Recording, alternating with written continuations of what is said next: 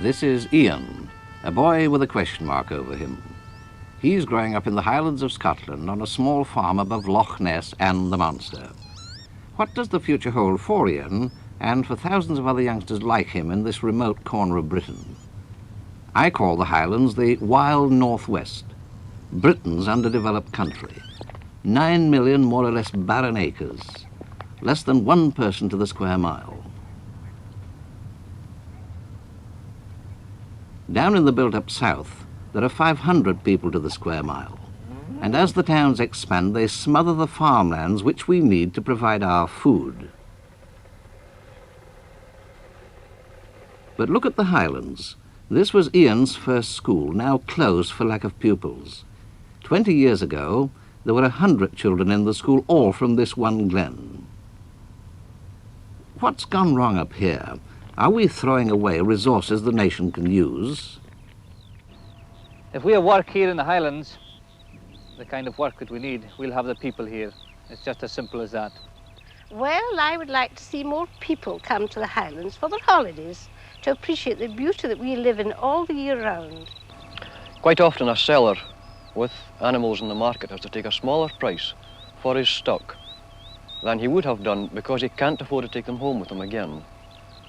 I don't think there's the same community life today as there is in the old days. They gave us electricity in our homes, but piped water in each house would be of more benefit. Well, the trouble with the Highlands is that there's no opportunity for the young people, when leaving school, to follow a trade. I'm going to go to the East Coast and be a civil engineer, going to towns. There's no jobs in my village, just where to go.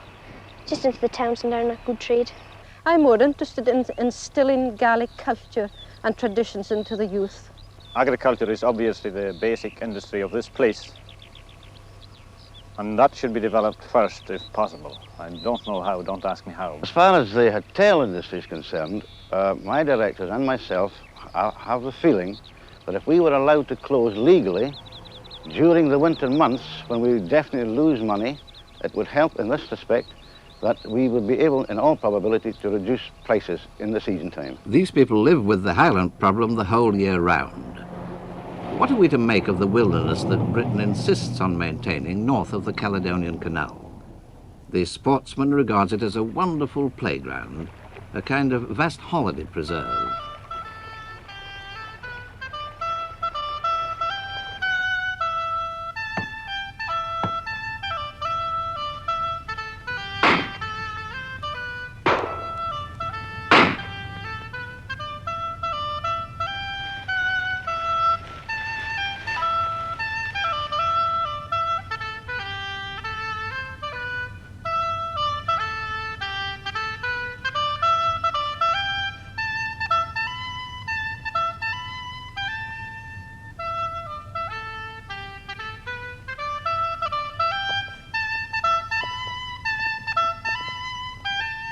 But surely this isn't enough. What can these happy hunting grounds add to the rural prosperity of hundreds of square miles, country which used to be the home of a hardy race with a long history and a distinctive way of life?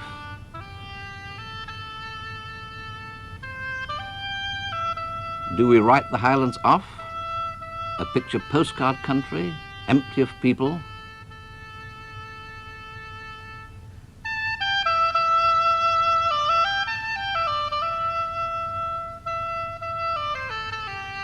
Nowadays, it's only at holiday time that the Highlands are repopulated.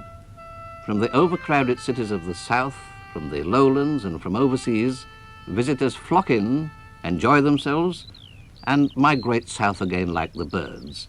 But some do stay. Young Ian's father and mother, for instance. They saw the Highlands as a place of opportunity. Mr. and Mrs. Jack gave up city life and secure positions and bought themselves a tough job, a derelict croft, fields unfenced and choked with weeds. They'd very little capital. Mrs. Jack was a nurse, John a laboratory assistant. Ever since we came out of the services, we would like to have a small place of our own.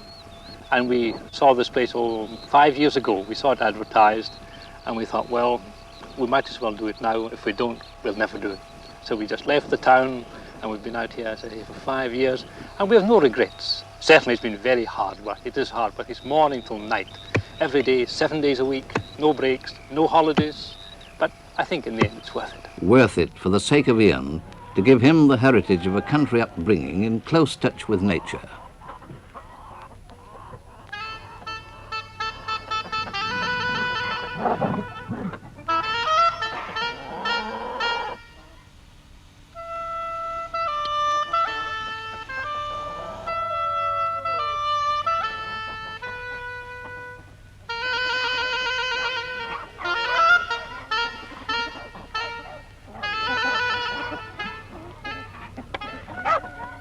There's a job for everyone, and while a boy's working, he's unconsciously learning and preparing for his future.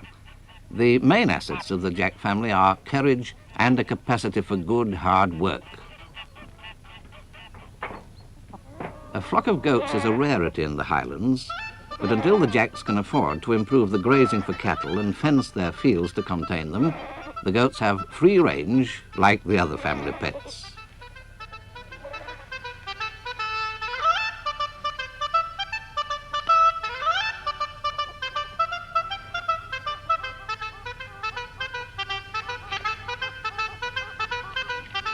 There's a toughness about life up here. This is fun. But the Jacks know they're in a bigger fight. Yet they're not downhearted, and they're not asking for more subsidies. Both my wife and myself have had to go to work in order that we can, with our salary, put money into this place in the hope that at the end of, say, 5 or 10 years, maybe at the most, this place would be self-supporting. The main idea, of course, is to get as much of this land as we can under grass. And with the grass, we then can put cattle. And I think it is in cattle and in young calves that the future, at least our future, lies anyway, and the future of many small people. Some big people think the same way. Plenty of folk said that cattle ranching wasn't possible in the Highlands until Joe Hobbs, a whisky distiller with a Canadian background, set about it.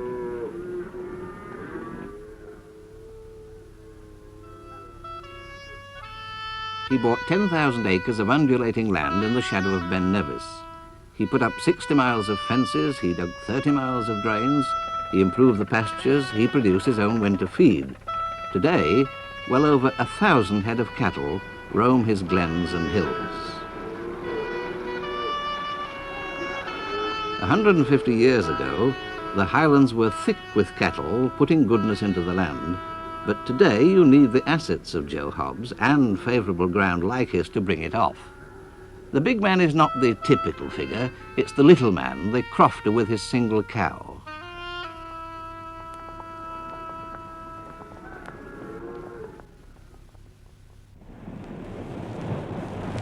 I came to the wild northwest at this Atlantic gateway to look into the crofting situation.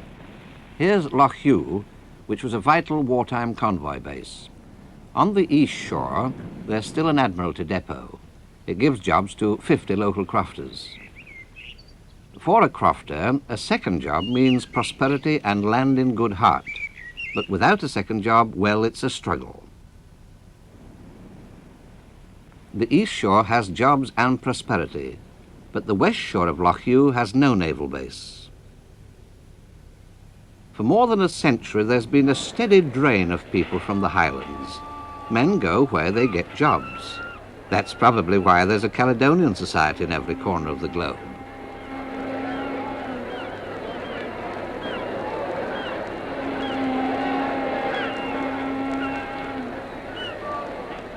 And for more than a century, it's been left to the women to keep the crofting townships from going under. But we'd reached the 1950s with population out of balance and old folk predominating before the government set up a Crofters Commission to reorganise the townships and bring new life to Highland agriculture. At Inverasdale, a lowland industrialist has already shown how. John Rollo was a man with a dream. First of all, it's not realised how the employment of a few people in a district like this can reverse the depopulation. Remember that one young man getting a job that keeps him at home in his craft, He may be married or he marries shortly afterwards when he has a steady job. But now you have two people staying there. Before long there's a third, perhaps a fourth, and so you have an ever-widening circle of increase of population taking place from quite small numbers getting steady work. What you've been telling me about industrial production suggests that, of course, you must have either skill or semi-skill, but is the Highlander adaptable? Oh, I think it's universally recognised that the Gael is a craftsman by nature. He's a craftsman by force of circumstance. He today even builds his own house. He must do all his repairs. He must look after his motorboat engine, repair his motorbike or his car. He has to do everything for himself. The crofters with jobs in that little factory, it's a subsidiary of John Rollo's main engineering works in central Scotland. They're the lifeblood of Inverasdale.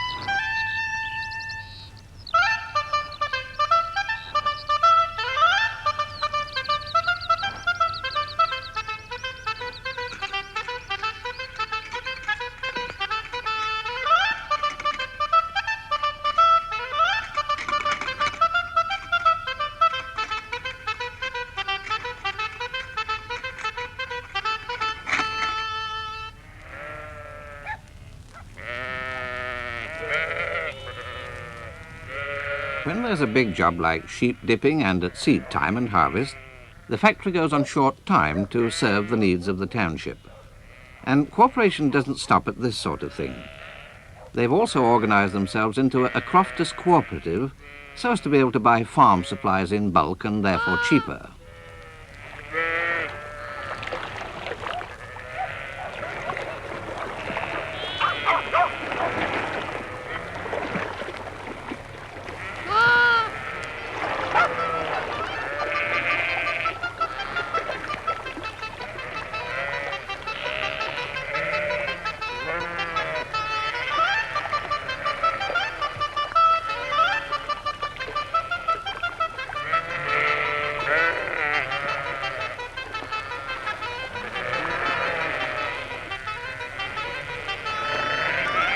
If you want a good barometer of a community, examine the school register.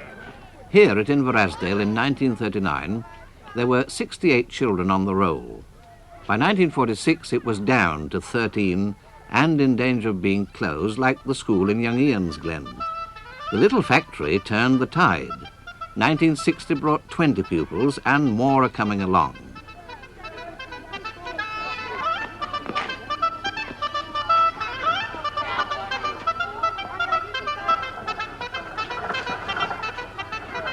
In fact, at Inverasdale, I could see John Rollo's dream coming true, but why isn't it happening everywhere? One reason is the bleakness. In places almost a lunar landscape, and yet it needn't be so. If you provide shelter from the salt of the Atlantic winds, you can work a miracle. Osgood Mackenzie did it with trees 100 years ago. He enriched the soil with seaweed. Today, tropical plants thrive there in the open. And bear in mind, this is more than 600 miles north from London. And it was a surprise to learn that this bit of coast, even in winter, is no colder on average than the Scilly Isles.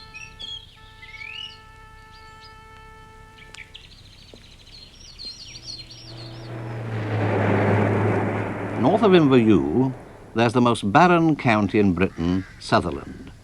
On the bare hillsides there, more trees are being planted, the work of private landowners as well as the men of the State Forestry Commission.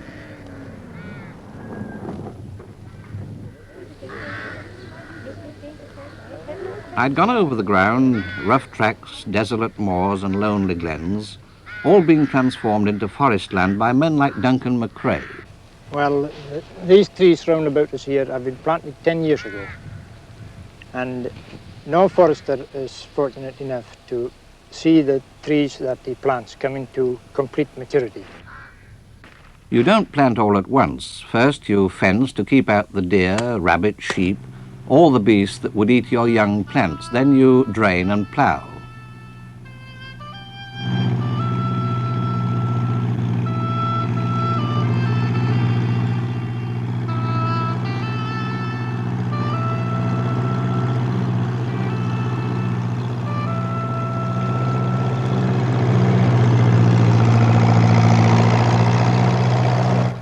You wait for 20 busy years before you get a dividend in cash. But the Forestry Commission have planted 500,000 acres with trees. Private owners have developed another 300,000. These plantations supply Scottish mines with 90% of their pit props. Timber also goes for fencing, box making and building.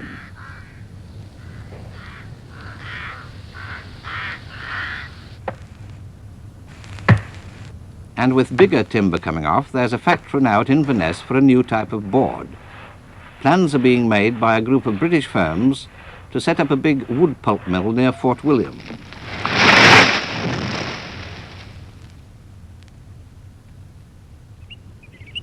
So the work of the forests does bring life back to the lonely places.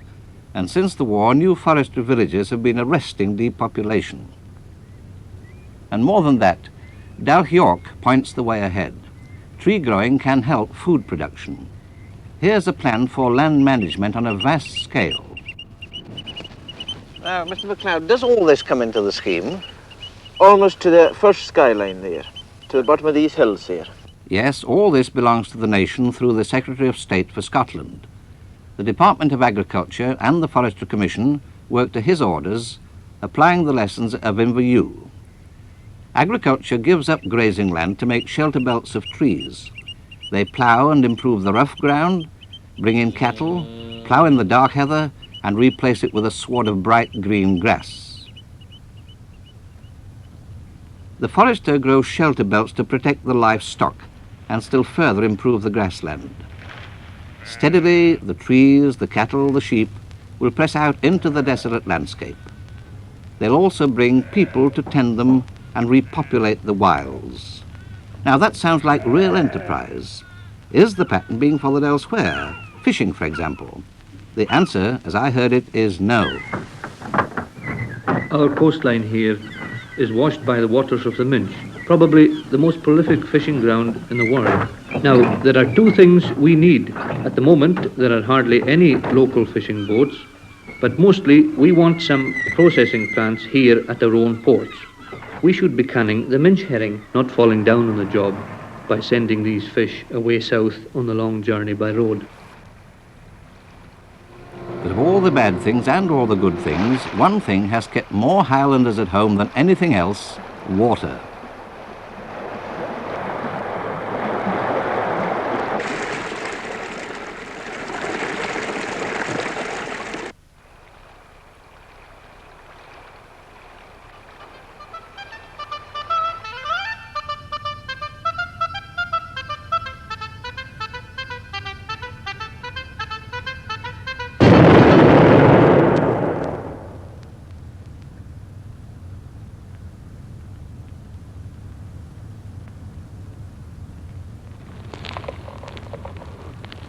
He's ruined the landscape.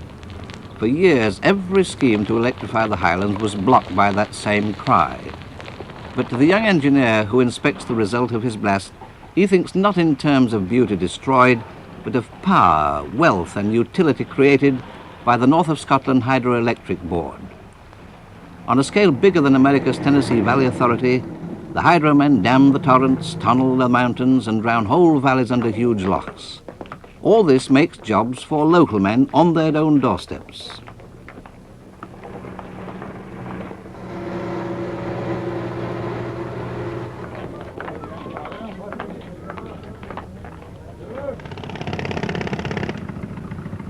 It's true, of course, that beauty is lost, but not wantonly.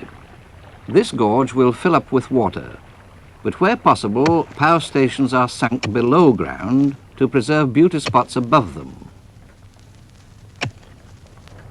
The spoil from these workings will be landscaped, so as not to leave a scar.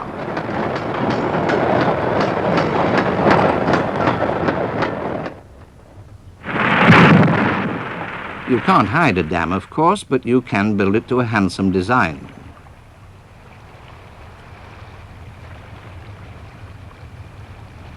The plan is to export electricity south at a profit and pay for bringing power to the loneliest parts of the Highlands. Power has changed the look of the Highlands. Has it revolutionised life there? I asked a Hydro Board officer, Torquil Nicholson, what changes it had made. Starting off with the home, I think that's where the biggest effects to be found today. You've got a complete revolution from the old days, which I well remember, of paraffin lamps, peat fires, the drudgery, the filth of paraffin. Nowadays you've got electric lights, you've got washing machines. In part of the district where we're standing at present, most of the houses cook by electricity. Percentages are probably way up in the 70s. Cooking by the old coal fire and the oven, that's completely out of date in these parts now. And these amenities brought by electricity enable the crofters and other people to take advantage of the tourist industry in a way that they were never able to do before. And electricity has also helped the hotels very considerably. Refrigeration has enabled them to carry stores of food, which makes it possible for them to cater for large numbers at short notice. They're now able to cater for these bus parties touring the Highlands all summer, where they couldn't possibly do so before.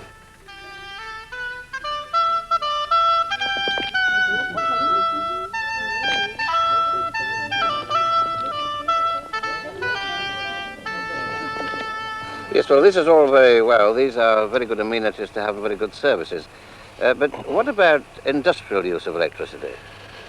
Well, you get industrial use to a minor extent in such things as garages, where they can do all sorts of jobs in the garage which they couldn't do before without electricity. The old garages were merely petrol filling stations and something to mend a puncture. Yes. They've got electric welding, which enables them to do quite big jobs which they couldn't do.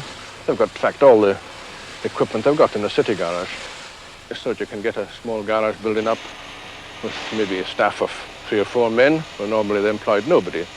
Electricity is one of the essential tools today for anything, for tourism, for industry, and without it, it's very doubtful if there'd be any people at all left in certain parts of the Highlands. But electricity alone won't repopulate the Highlands. All the same, it has sparked off other improvements. The waters rise and drown the twisting old road, so instead we get a straight new highway to bring the visitors in. This is the exception. Too many roads are still in an appalling condition. And is this sort of greeting good enough when we do come to the Highlands? A new road to the Isles is slowly taking shape.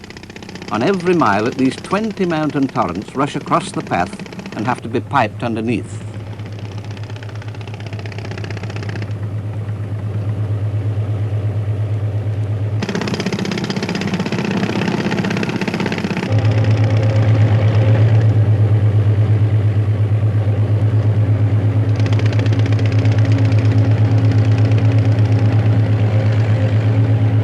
There's still a great deal to be done. The ferries are bottlenecks for the tourists in the summer. You may wait 4 or 5 hours for your turn. That, or tackle a 70-mile day tour on what are at present winding single-track roads.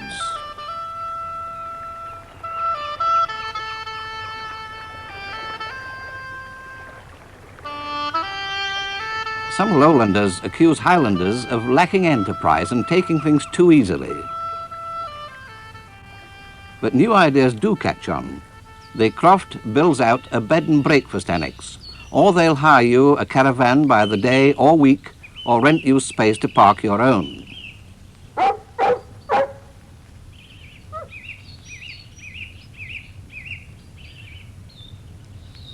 The mountains and the youth hostels bring the hikers of many lands.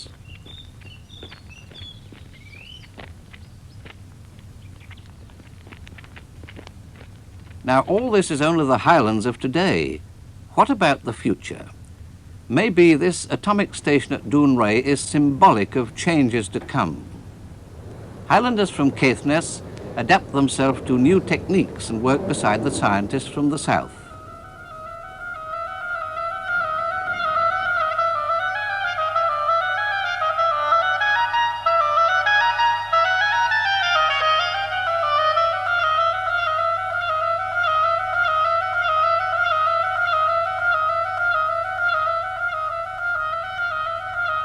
Here, with all its portents, the future. There, with all its backwardness, the past. Here, with all its difficulties, the present. Which way does he turn?